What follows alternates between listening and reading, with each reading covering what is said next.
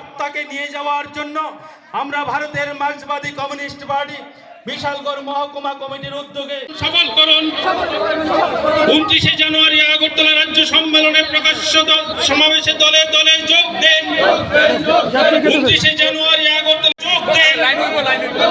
রাজ্যের শ্রমিক কৃষক সহ সকল অংশের মানুষের স্বার্থে সিপিআইএম এর লড়াই চলছেই চলবে।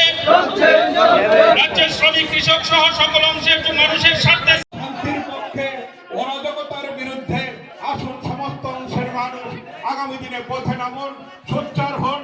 আমরা চাই এলাকার প্রতিটি শুভবুদ্ধি সম্পন্ন সুনাগরিকের কাছে 29 জানুয়ারি আগরতলায় রাজ্য সম্মেলনের প্রকাশ্য সমাবেশে চলুন।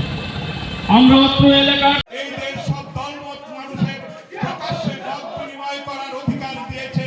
সুতরাং কোন জায়গায় কোন রাজনৈতিক দল বা ব্যক্তি বিশেষের মতামতকে কণ্ঠরোধ করে দেওয়া যায় না, তাদের গতিকে আটকে দেওয়া যায় না।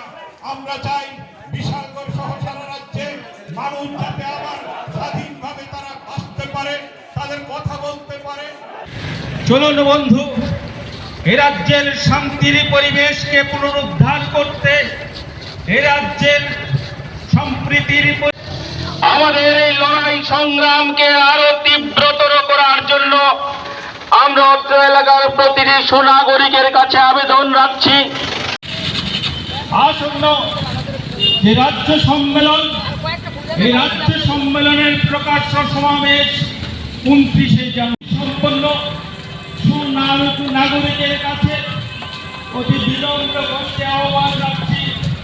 চলুন বন্ধু, আগামী 30 জানুয়ারি আগরতলায় ভারতের বর্তমান কমিউনিস্ট সরকার, পার্টি কেন্দ্র রাজ্য উভয় সরকার সম্মেলন যে এই রাজ্য অপশাসন চাপিয়ে দিয়েছেন, অরাজকতা চাপিয়ে দিয়েছেন, দুর্নীতি গোটা রাজ্য ছেয়ে গেছে, কাজ নেই, খাদ্য নেই এবং বেকারদের কর্মসংস্থানের সুযোগ নেই, শিক্ষক কর্মচারীদের দিয়ে দিতে পারছে না, রাজ্যের মানুষের মধ্যে বিভাজন তৈরি করছে।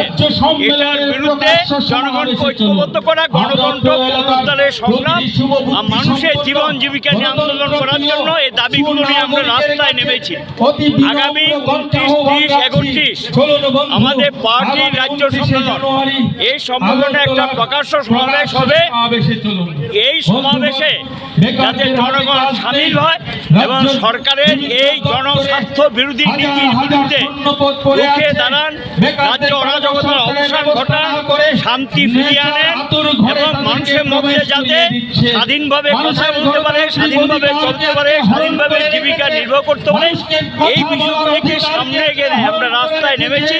গোটা রাজ্যে আমরা রাস্তায় আছি, আমাদের রক্ত ঝরছে, আমরা আক্রান্ত হচ্ছি, তারপরেও আমরা মানুষের পাশে আছি। এর কাছে আবেদন জানিয়েছিলাম, কিন্তু কিছু বাধ্যবাধকতার কারণে, আরক্ষা প্রশাসনের উপরে রাজনৈতিক চাপের কারণে আরক্ষা প্রশাসন আমাদের সম্পূর্ণ রাস্তার অনুমোদন দিতে পারেনি। কিন্তু তারপরেও যতটুকু আমাদেরকে সহযোগিতা করেছে আরক্ষা প্রশাসনকে আমরা ধন্যবাদ জ্ঞাপন করছি। রাজ্যের গণতন্ত্র পুনঃপ্রতিষ্ঠা এবং অরাজকতা বন্ধের আবেদন আমরা এই মিছিল থেকে করেছি। বন্ধুগণ, আপনারা জানেন দেশব্যাপী আমাদের পার্টি ধর্মনিরপেক্ষতাকে ঊর্ধ্বে তুলে ধরে সংবিধানকে সংরক্ষণ করার জন্য, রক্ষা করার জন্য আমরা দেশব্যাপী আমাদের লড়াই আন্দোলন জারি রেখেছি। শ্রমজীবী মানুষের প্রতিটা অধিকারের প্রশ্নে সিপিআইএম পার্টি তাদের জন্মলগ্ন থেকে তাদের সংগ্রামকে পরিচালিত করে আসছে। কিন্তু আমরা লক্ষ্য করছি আজকের দিনে কি দেশ কি রাজ্য, আমাদের এখানটায় মানুষের কোনো স্বাধীনতা নেই, মানুষের কোনো ইচ্ছা প্রকাশ করার অধিকার নেই, মানুষের কর্মসংস্থানের কোনো সুযোগ নেই, বেকারদের হাতে কোনো কাজ নেই, গরিবের কোনো কাজ নেই। এমন একটা অরাজক পরিস্থিতি সারা রাজ্য এবং দেশ জুড়ে চলছে। অন্যদিকে এই বিজেপির অমানবিক যে আচরণ, তার যে রাজনৈতিক সিদ্ধান্ত গ্রহণ মানুষের বিরুদ্ধে, তার বিরুদ্ধে মানুষ আস্তে আস্তে সংগঠিত হচ্ছে।